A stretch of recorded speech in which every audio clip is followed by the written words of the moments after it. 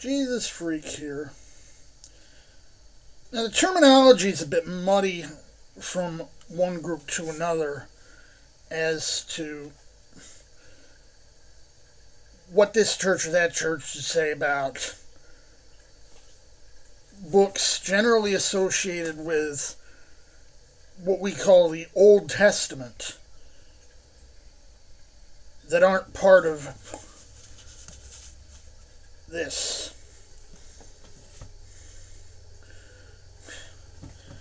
For those wondering what this is a Hebrew English diglot Jewish scriptures. And it's essentially equivalent to the Old Testament. It's the same books that we divide into 39 and call the Old Testament. And if you're going to look at your typical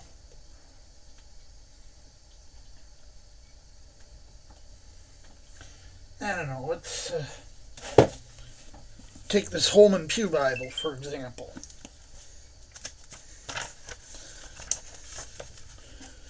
And you're going to find 39 books in the Old Testament. And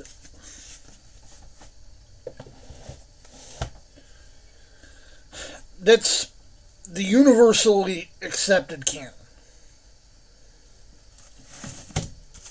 There's a Catholic Bible.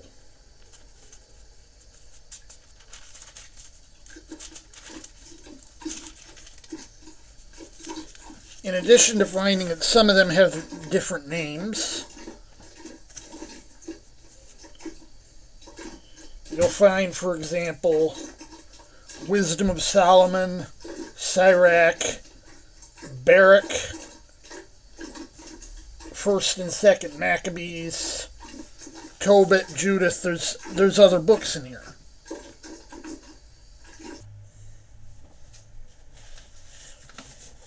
Here's a King James Bible with an Apocrypha.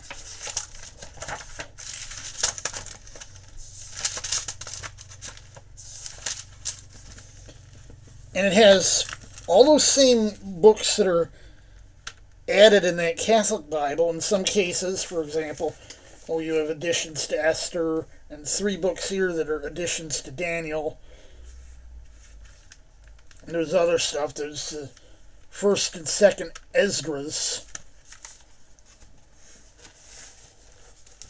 There's still, it's the same stuff.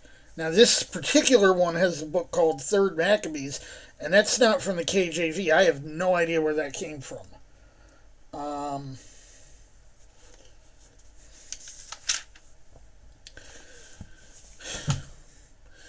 The specific nature of what books were kind of sort of scripture, what books weren't, and how scriptural the accepted ones were or weren't, it depends who you ask.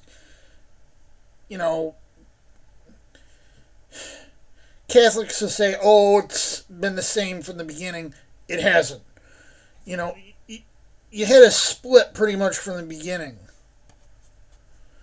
between, some people only accepted the original 39, and some added more, and some added even more than that. I have an Orthodox Bible that has a bunch of other stuff that's not in a Catholic Bible or in this.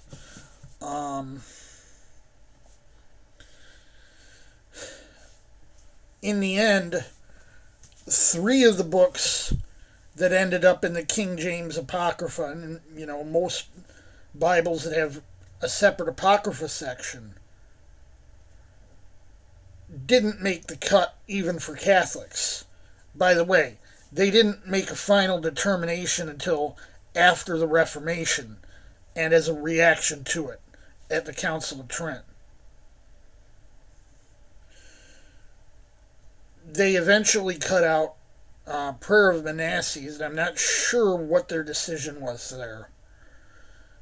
First Ezra's, which mostly overlaps with Ezra and a little bit of Nehemiah, and Second Esdras, which is a, I believe, late first century Christian, yes, Christian apocalypse.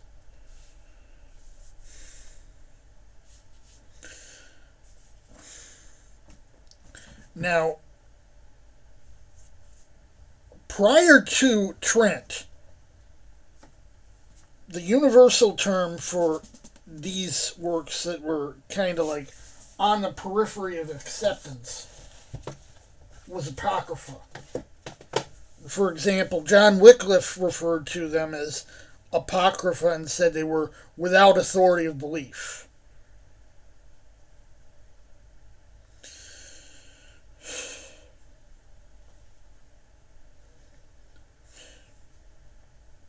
You hear, oh, Luther ripped a bunch of books out of the Bible and put them in appendix. They weren't universally accepted even then.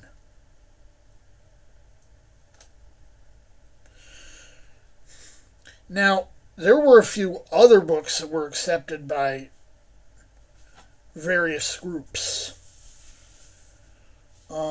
Most of these groups tended to be, I guess, fringe groups. I'm not sure to what extent you'd want to say the Ethiopian Orthodox Tewahedo Church would be fringe. I don't think they're fringe, but they do have this much longer canon. And one of the books that for centuries was lost outside of their Bibles was called First Enoch.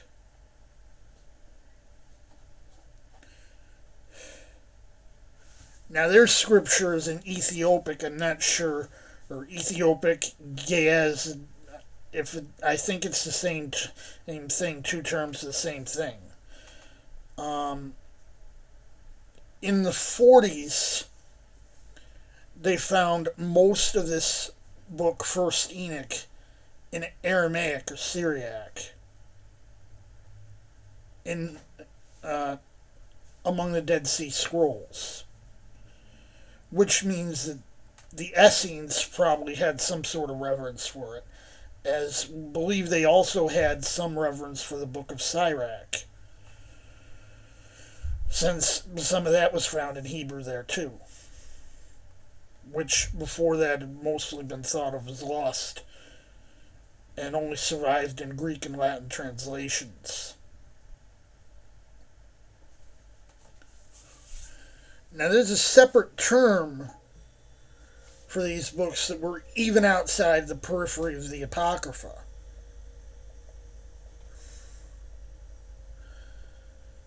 And it's pseudepigrapha, referring to false attribution.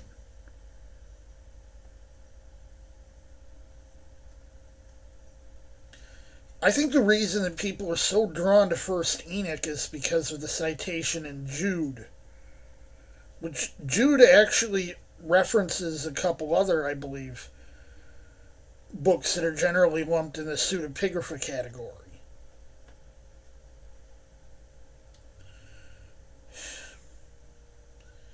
Now, there's potentially other explanations here, but it's the general gist here.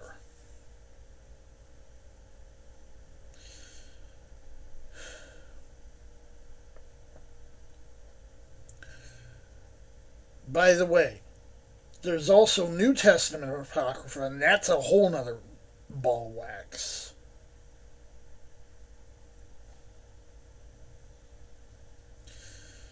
My stance is, I think everyone can pretty much agree, apart from some fringe groups, on the 27-book New Testament canon. And at least on the basic level, the 39-book Old Testament canon. Now, what they do with everything else depends. Catholic And Orthodox Christians generally accept other books among the Old Testament books, generally rejected outside. As I said before, the universal term for this used to be Apocrypha, but since Trent, and mainly among Catholics, they have preferred to refer to the original 39 as proto-canon and their additions as deuterocanon, saying, this was the first canon, this is a second canon. But what they're saying is, we're not saying that this is a secondary canon, we're saying that it's a second canon. Because to them it's equal in authority to the first, despite the obvious blunders in books like Tobit and Judith.